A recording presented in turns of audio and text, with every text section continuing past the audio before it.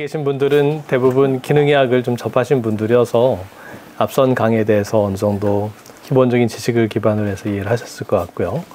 제 소개를 간단히 드리자면은 저는 가정의학 전문이고 이후에 이제 통증의학 펠로우를 거쳐서 서울대병원 마취통증학과에서 운영하는 통증센터 진료교수를 거쳐서 2013년도부터 이제 서울대 간호대학 교수로 재직 중인 좀 약간 특이한 이력이 있습니다. 제가 석사를 차병원 대체학대학원에서 대체학 석사를 했고요. 그때 이제 미토콘드리아와 에너지 페일러를 통해서 비만하고 퍼티그를 한참 강의했었고, 이제 뭐 동종의학, 뭐 심신의학 여러 가지 것들이 있었는데, 당시에 사실 저한테 가장 매력적으로 와닿았던 것은 뇌파와 뉴로 피드백이었습니다. 저는 그때 당시에 이제 사람의 비헤이비어나 이모션, 코그니션이 뇌파로 표현될 수 있고, 역으로 그것을 조절을 했을 때 사람의 이모션이나 코그니션이나 비헤이비어, 심지어는 퍼스널리티까지 바뀔 수 있다는 거에 굉장히 큰 충격을 받았고요.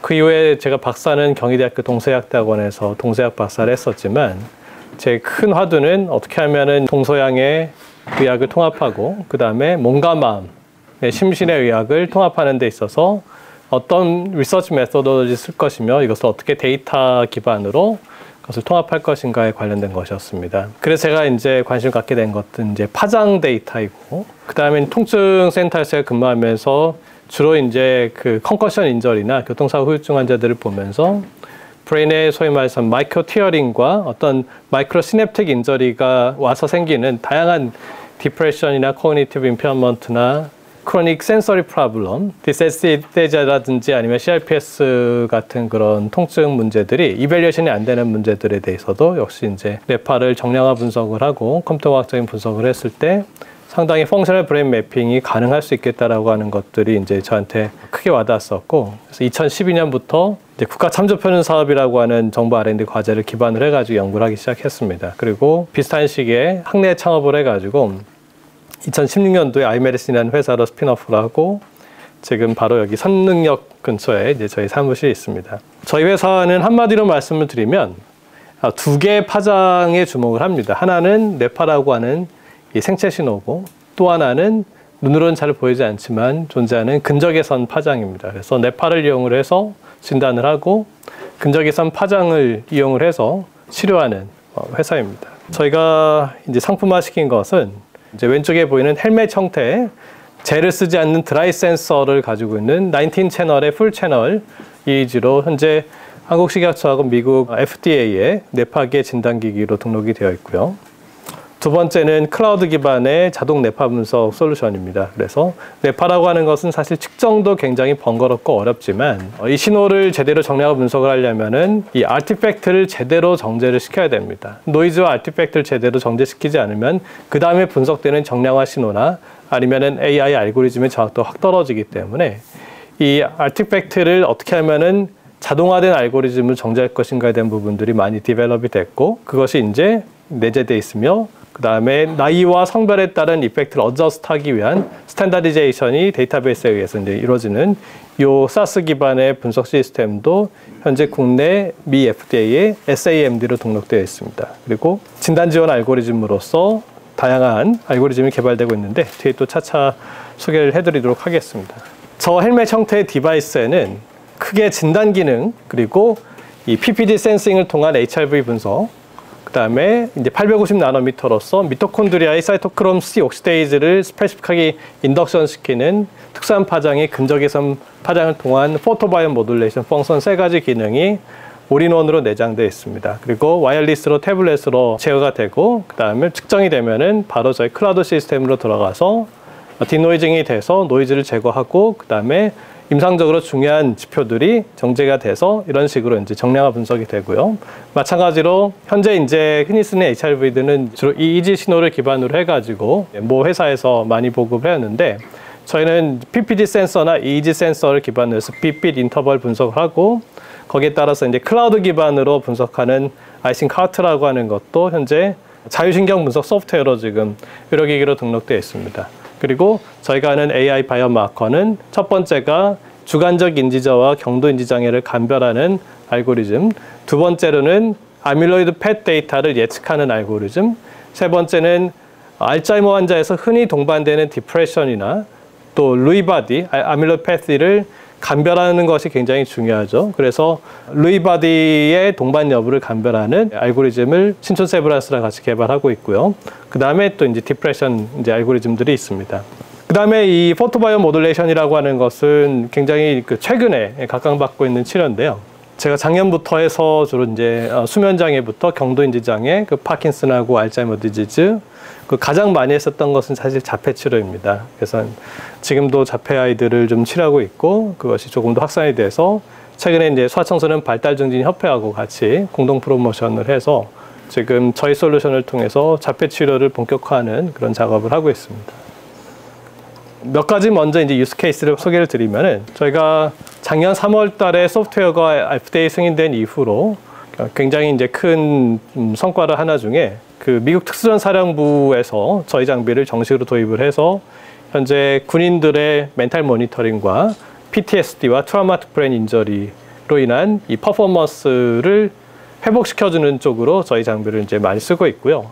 한 50케이스 정도의 유스 케이스가 쌓였는데 아주 오래된 이제 PTSD나 TBI로 인한 문제들이 상당히 빠른 시간에 거의 정상화되고 이제 젊었을 적에 퍼포먼스가 회복되는 그런 굉장히 놀라운 사례들이 축적이 돼서 지금 미 본토뿐만 아니라 유럽 지부, 아프리카 지부에도 현재 도입이 돼서 지금 사용이 되고 있습니다. 두 번째는 잠깐 소개해드렸던 것처럼 저희가 작년에 이제 자폐 아이들을 많이 좀 치료하면서 자폐하고 발달장애 아이들에게 있어서 TMS와 함께 저희 PBM이 굉장히 좀 각광받는 치료로 이제 관심을 갖게 됐고요. 자폐뿐만 아니라 저희가 다운 증후군에 대한 실증도 이제 몇 케이스를 했었는데 이런 유전체 결손에 의한 그 전반적인 지능 저하도 이 PBM을 통해서 시냅스를 재건해주고 미토콘드리아 기능을 회복시켜줬을 때 전반적인 지능이 많이 올라가는 것들을 확인을 했습니다. 바로 지난 주말에 테크니션 교육과 또 의료진이 와서 직접 교육을 하고 실습하는 그런 시간을 가졌고요. 지금 15개 클리닉에서 의원과 발달센터를 각각 내서 저희 장비를 도입을 해서 진단, 그리고 영유아 뇌 발달 검진, 그 PBM을 이용한 테라피까지 지금 진행 중에 있습니다. 그다음에 여기 김경철 원장님 지난번 사무실 왔을 때의 사진인데요. 지금 그 GC 녹십자 아이메드1에서 작년 여름부터 저희 장비를 이제 진단과 치료용으로 이제 활용하기 시작하셨고 현재 검진 쪽에 이제 활용하시는 것들을 진지하게 검토 중에 있으십니다. 사실 그 아까 잠깐 말씀드린 것처럼 김상모 원장님이 기능의학 중에서도 특히 미토콘드리아 쪽을 굉장히 많이 연구를 하셨던 분이시고 저희 것들을 활용하시면서 이제 그동안에 메타볼로믹스를 통해서 접근해 왔었던 기능의학에서 조금 이제 2% 부족했었던 부분들을 저희 디지털 솔루션을 통해 가지고 빅픽처의 마지막 조각들을 지금 마무리하는 그런 이제 느낌으로 활용하고 계시고요. 이 파장 형태의 데이터를 분석을 함으로써 대사를 통해 가지고 미시적으로 접근했었던 것과 거시적으로 접근했던 것이 지금 이제 잘 맞아 들어가고 있습니다. 자세한 내용은 아마도 이제 언제 기회가 된다면 기능의학에서 좀 더 상세한 워크숍을 하게 된다면은 전달해 드릴 수 있을 것 같습니다. 저희는 그동안 이제 성모병원 그리고 아산병원, 중앙대학교 병원 등하고 지금 치매 쪽으로 많은 연구를 해왔었고요. 최근에는 조금 천천히 가고는 있지만 뇌졸중 치료에 관련해서도 저희 이제 어큐트 페이스에서의 PBM 치료 쪽으로 같이 이제 조심스럽게 접근을 하고 있습니다. 파킨슨 쪽도 마찬가지고요. 주로 이제 현재 대학병원하고 연구를 진행했었던 것들은 퇴행성 뇌질환 쪽으로 진행을 해왔었고, 그 외에도 이제 인공지능 알고리즘의 고도화를 위해서 몬트리올에 소재한 이제 세계적인 인공지능 연구소인 밀라하고 저희가 리서치 파트너링을 이제 맺었고, 아까 잠깐 말씀드렸던 아밀로이드 펫 결과를 예측할 수 있는 AI 알고리즘에 대해서 이제 신촌 세브란스하고 같이 지금까지 연구를 했었고, MNI 맥길 대학에서 이제 세계적인 바이오마커 연구자인 닥터 페드로하고 같이 이제 지금 임상 검증을 위한 준비를 하고 있습니다. 맨 오른쪽 상단에 있는 닥터 펄러 카자노는 브레인 포토바이오 모듈레이션 치료의 선구자입니다. 현재 MGH의 정신과 의사시고 그다음 브레인 포토바이오 모듈레이션 클리닉의 디렉터이시기도 합니다. 이분이 이제 이 PBM에 대해서 주로 디프레션, 얼리 알츠하이머스 디지즈, 그다음 최근에 이제 다운 신드롬에 대한 연구를 많이 하고 계신데 쓰고 있는 장비나 이런 것들이 저희가 지금 지원해드린 기능보다는 조금 떨어지는 것이어서 현재 저희 장비를 도입하기 위한 IRB 작업을 좀 하고 있고요. 지난달부터 저희랑 이제 원래 미팅을 통해서 이 브레인 PBM에 대한 글로벌 이제 그랜드 라운드를 같이 진행을 하고 있습니다. 하단에는 그 유니버시티 오브 토론토고요. 지금 이제 TMS를 통해서 치료 저항적인 우울증을 치료하는 데 있어서 이제 타겟팅 내비게이션 하기 위한 솔루션으로서 퀴즈를 지금 도입하기 위한 IRB 작업을 하고 있습니다.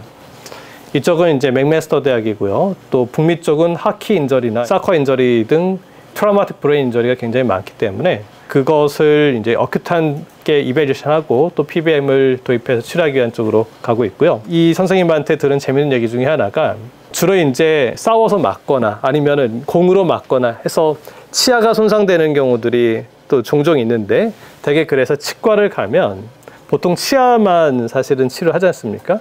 근데 여기를 받쳤을 때 문제는 이 오비토프론탈 콜텍스가 손상이 되거든요.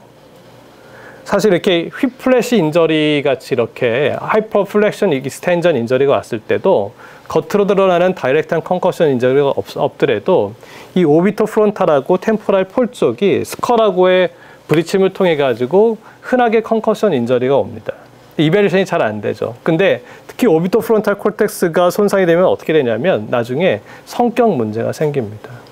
디프레시브 무드나 이 임펄시브 컨트롤의 이니비션이 잘 안 되고 퍼스널리티 체인지가 오거든요. 근데 그것을 사실은 다쳤을 때는 주로 북미 쪽은 치과 아니면은 1차 의료 기관을 가는데 거기서 전혀 이벨루에이션이 안 되는 것이죠. 그 시간이 지나면은 퍼스널리티 문제가 생기니까 릴레이션십이 문제가 생기고 그 다음에 그걸로 인해서 무드 프로블럼이나 비헤이비어 프로블럼 같은 것들이 생기면서 삶이 서서히 망가지는데 그것에 대한 원인과 결과를 모르죠. 사실은 이제 어떻게 보면 브레인의 컨커션 인저리로 인해서 생기는 문제가 릴레이션십의 문제로 인해서 뭐 친구 관계가 나빠졌다든지 남자친구하고 헤어졌다든지 하면은 이걸로 인해서 디프레션이 왔다고 생각하거든요. 그래서 이제 자기가 볼 때는 치과하고 1차 의료기관 쪽에 이 퀴즈를 보급을 해서 컨커션 인저리가 오는 사람들은 무조건 찍게 가지고 먼저 이벨루션 해야 되겠다라는 얘기를 하시더라고요. 조금 자세히 말씀을 드리겠습니다. 자, 보통 컨벤셔널하게 뇌파를 측정하고 진단을 할 때는 주로 저런 에필랩틱 스파이크의 여부를 확인을 합니다. 그리고 에필랩틱 스파이크나 시절 라이크, 샤프 웨이브 같은 게 없으면은 대부분 이건 정상이라고 얘기를 하죠. 근데 디프레션이나 알츠하이머나 파킨슨이나 ADHD 환자들도 다 어브노멀한 이 웨이브폼을 갖고 있습니다. 다만 전형적인 에필랩틱 스파이크를 안 보인다 뿐이죠. 그러나 사실 통계적으로 보면은 시저를 하지 않는 환자 중에서도 특히 자폐 환자라든지 일부 이런 메모리 프로블럼 갖고 있는 사람들에게 있어서는 이 모터 콜텍스를 영향을 주지 않는 non seizure epileptic 스파이크 같은 것들도 왕왕 있습니다. 근데 대부분은 사실은 이런 이제 소위 말 백그라운드 오실레이션은 스파이크가 없으면은 다 정상이라고 치부하죠. 하지만은 사실 이런 파장 데이터를 잘 분석을 해보면 저 안에는 주파수 정보가 있고 각각 주파수에 따른 파워가 있고 그 다음에 파장이 형성되는 위치 정보가 있고 그 다음에 다른 파장과의 상호작용 관계성이 있습니다. 그 다음에 패턴이라고 하는 게 있죠. 그래서 이제 저런 것들이 다양한 이제 컴퓨터공학적인 알고리즘을 적용하게 되면 마치 그 지진파 같은 것을 통해 가지고 진앙지를 예측하듯이 여러 전국에서 측정된 뇌파 데이터를 수집을 해갖고 어브노멀 패턴들이 나타났을 때 그게 뇌의 어느 영역에서 발생하는지에 대한 것들을 추적을 해서 이런 식으로 특정한 비정상파들에 대한 소스 로컬리제이션도 가능하고 그 다음에 저것을 적절한 이제 알고리즘을 처리하게 되면은 마치 fMRI에서 매핑하는 것처럼 각각의 대뇌 피질의 ROI에서의 주파수 대역별 활동성을 분석을 해주고 거기에 따른 펑셔널 네트워크 분석이 가능해지게 됩니다. 그리고 이제 저희가 또 연구하고 있는 것은 사실 이런 이미지 데이터 같은 경우는 딥러닝이 비교적 수월한데 이 파동 데이터는 사실은 딥러닝 하기 굉장히 어려운 부분들이 있습니다. 그래서 저희가 이제 이런 식으로 주파수 그리고 위치, 파워, 그 다음에 시간이라고 하는 4디멘전의 데이터를 파장 데이터를 이런 식으로 표준화된 영상을 통해 가지고 딥러닝을 시키는 그런 기술을 개발해서 다양한 데이터들을 표준화된 하나의 이미지로 통합하고 여기서 이제 질병들의 분류를 하는 그런 연구들을 지금 진행하고 있습니다. 그다음에 사실 이제 뇌파라고 하는 것이 측정을 하면 다양한 노이즈의 컨타미네이션이 되는데요. 저런 것들이 이제 지금까지는 테크니션이나 아니면 좀 더 훈련된 어시스턴트들이 이것을 소프트웨어를 통해서 수기로 저거를 다 정제를 해줘야만 됐던 것입니다. 근데 이제 그러려면은 영구적인 목적으로 할 수 있을지 모르겠지만 임상에서 포인트 오브 케어가 안 되죠.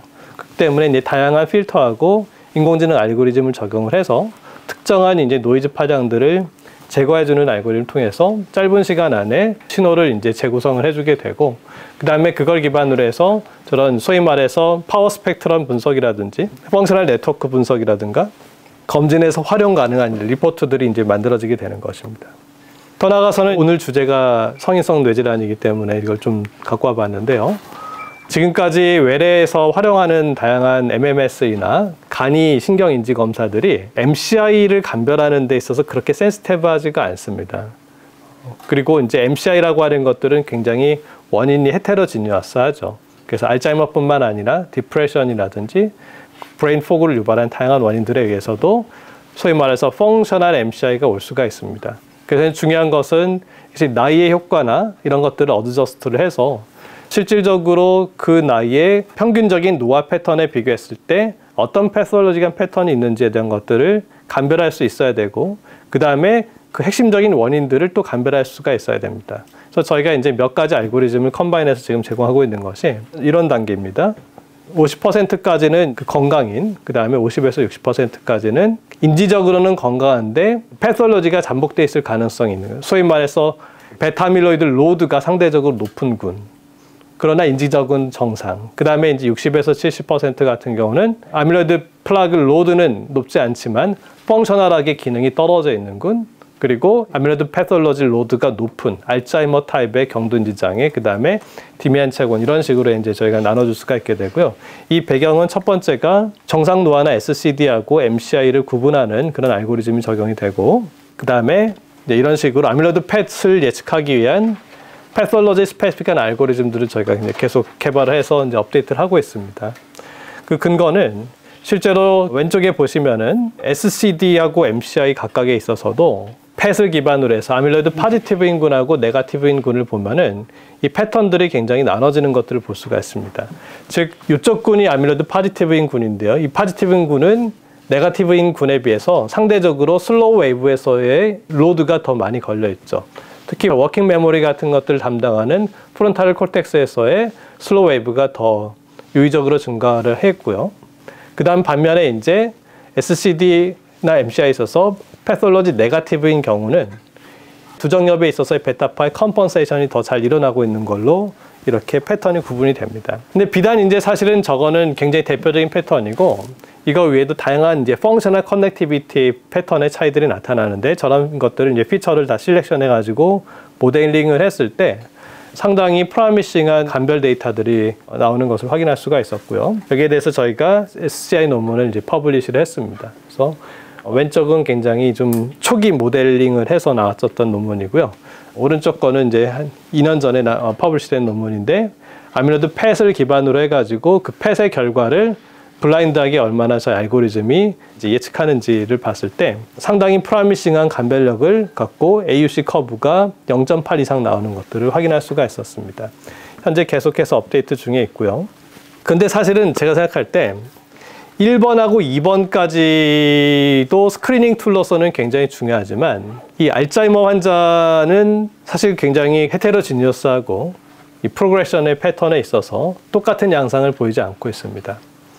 어떤 알츠하이머 환자들은 상당히 스테이블하고 슬로우리 프로그레션 하는 반면에, 어떤 알츠하이머 환자들은 오랜 기간 동안 겉으로 봤을 때는 노멀 코그니티브 퍼포먼스를 보이는 것처럼 보이다가 한번 온셋이 되고 나면은 굉장히 래피드하게 프로그레션 하면서 상당히 이제 어그레시브하고 이 사이코틱한 비헤비어를 보이는 경우들이 많은데요. 왼쪽 그래프를 보시면은 이 검정색 굵은 선이 퓨어한 알츠하이머 비율이고요.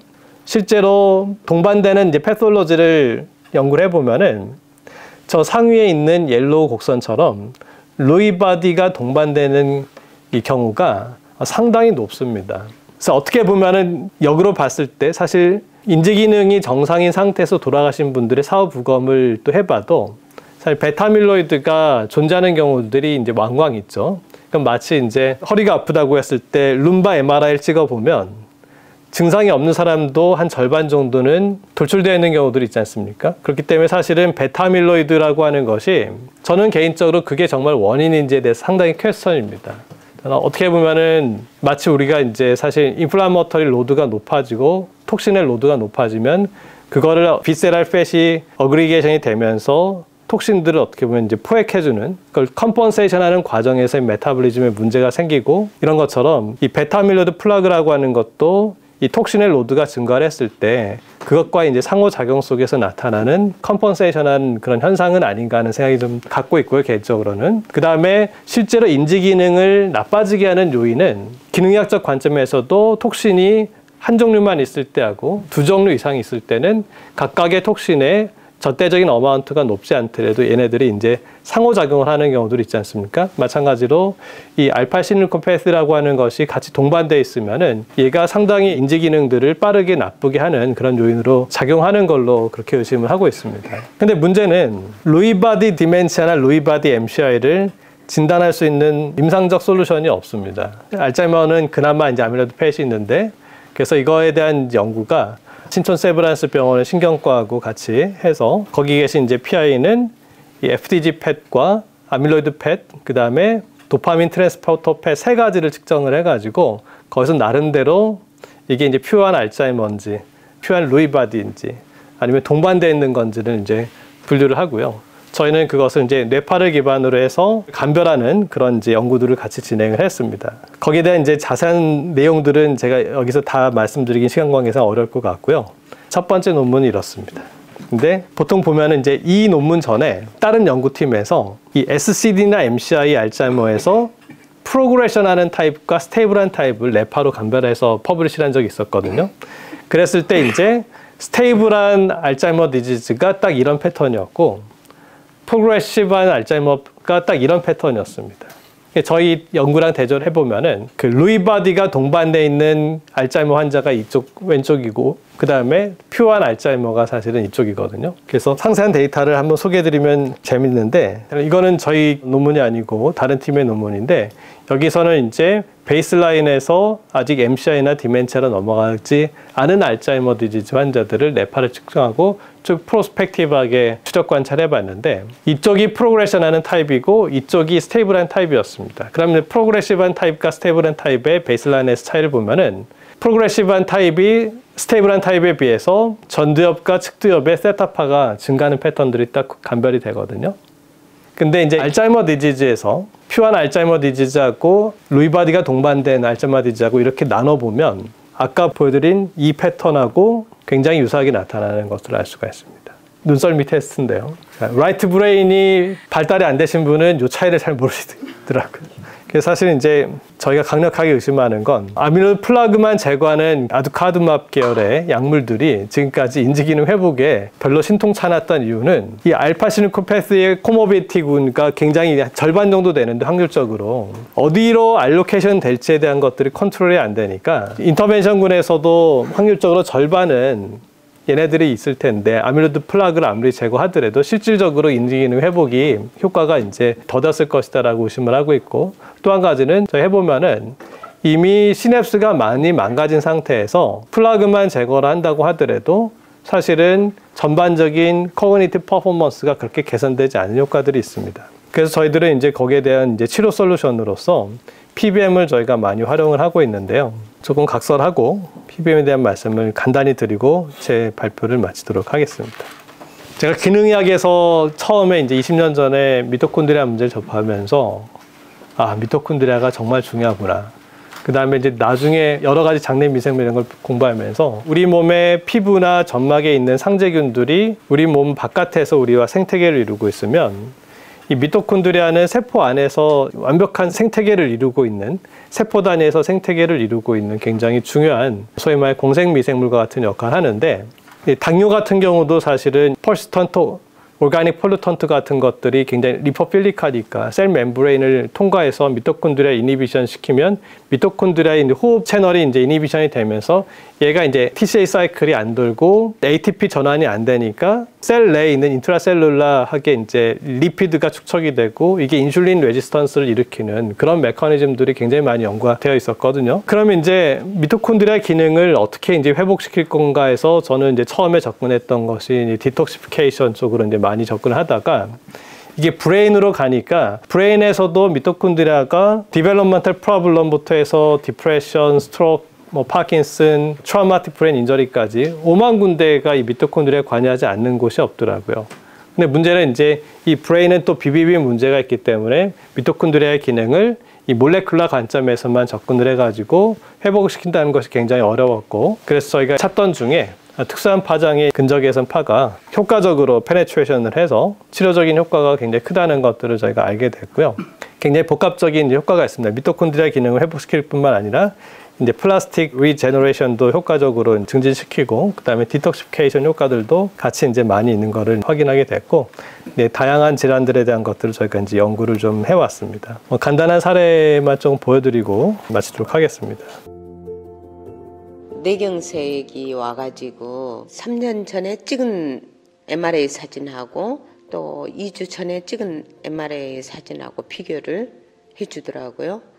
그 하얗게 혈관 쪽에가 한 3군데 정도가 막혀 있었는데 이번에 MRI 찍은 것은 깨끗하게 나왔어요. 6번 정도 받았을 때 약간의 느낌이 왔어요. 이게 일어나면은 머리가 맑은 느낌, 상쾌한 느낌이 들더라고요. 잠자는 자체가 두려움으로 아마 알지 못한 그런 가위눌림, 하루에 소주 먹는. 사실 광주 사태 때 현장에 있었던 분들입니다. 그래서 오랫동안 이제 PTSD를 앓으셨던 분인데 굉장히 이제 효과적으로 좀 회복되는 그런 사례들이었고요. 숙면을 취하고 있겠어요. 그것을 처음 느끼면서 그 효과인가 또 했는데 어제 저녁에도 굉장히 숙면을 또 취했어요. 믿고 싶죠, 이거에 대한. 왜냐하면 지금껏 그런 숙면을 취해본 적이 없으니까. 수면 개선에는 굉장히 탁월한 효과가 있고요.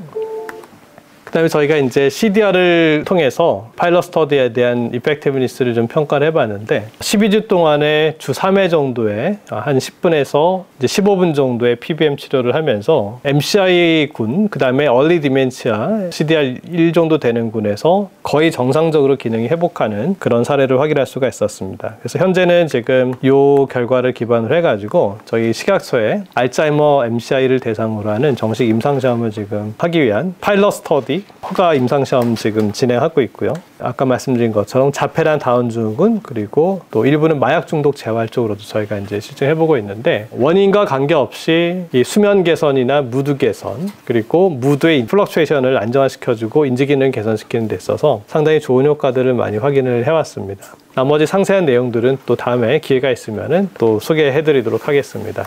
감사합니다.